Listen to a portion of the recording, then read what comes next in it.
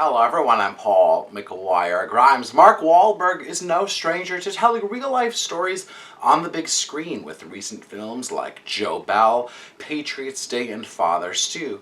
Now he's tackling the true story of an adventure racer and the dog that wouldn't leave his side in Arthur the King. It's in theaters and I want to talk about it. This is Paul's trip to the movies.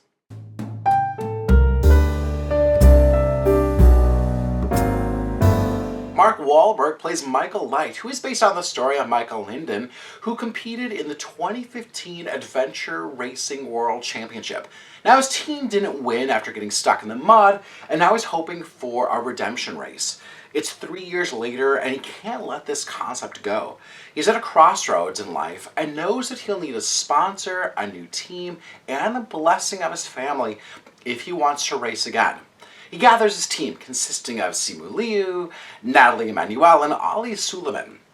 Now, Simu's character, Leo, has kind of a sordid past with Michael after their last race, but Michael knows that he needs him on his team due to Leo's social media following. The team is tested around every curve until a stray dog seems to be following them and gives them that extra push for Michael to keep going. The movie is based off the book Arthur, the Dog Who Crossed the Jungle to Find a Home by Michael Lindnord. Now, I'm not sure how closely the movie follows the true story, as the end credits contain a ton of pictures of Michael and Arthur without really getting into any explanation of the team. Now, the setting was also changed from Ecuador to the Dominican Republic. Michael Brandt's screenplay keeps this a pretty lean story, really sticking to Michael's team competing in the race for a majority of the film. It's like watching a 90-minute episode of The Amazing Race or Survivor, and they're just kind of bookending it with Michael's personal life. Director Simon Callan-Jones previously worked with Mark Wahlberg on The Family Plan, and here he really leans into the peril at hand and the death-defying challenges that they face. He and his cinematographer really capture the wilderness really well, making you feel like you're on this trek and you're on this adventure with the team. And if you're at all scared of heights or falling, you will be tested, as you may need to cover your eyes at times during this really tense scene with a zip line and a literal life or death moment. Now, we're told that Michael's team has this rivalry with one of the other teams, and we see some kind of verbal jabs along the transition points, but it would have been great to give them more screen time to really build out that story and that conflict there. I think it would then help switch up the narrative away from only focusing on Michael's team. As Michael, Mark Wahlberg dons a scruffy, uncapped look with his usual, tough guy personality that we're used to. It seems like he's in this kind of stage of his career where he's taking on family films, inspirational films, or a little of both that really kind of live in this narrow lane for him. Now, that's not necessarily a bad thing, as some have been successful. He may be an actor that just knows his limits and brand, but I'd love to see him go back to more challenging character work that we've seen in the past, whether it's The Fighter, The Departed, Boogie Nights, or I Heart Huckabees.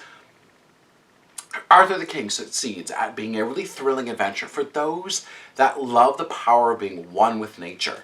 But I think that there's something deeper that's missing throughout, as it feels a little imbalanced on whether it wants to be about Michael, about the team, or Michael's relationship with Arthur.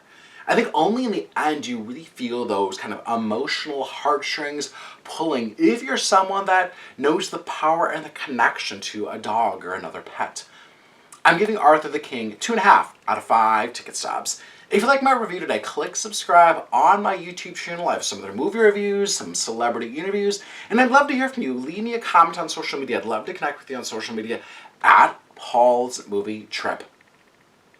Paul's Trip to the Movies is brought to you by Imagine Theaters.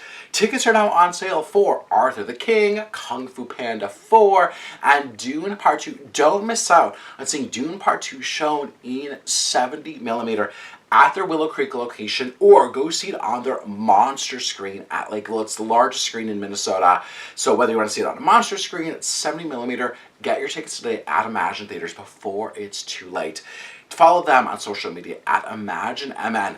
Tickets are now on sale for my movie series, Paul McGuire Grimes Presents, coming up March 24th. It's Good Will Hunting. I cannot wait to show this back up on the big screen. I love that movie so much. So get tickets today, follow them, like I said, and I do a discussion after every one of my screenings. So come get a ticket, see the movie back up on the big screen, and let's talk about what makes it so great. Thank you so much for watching my review of Arthur the King. This is Paul's trip to the movies.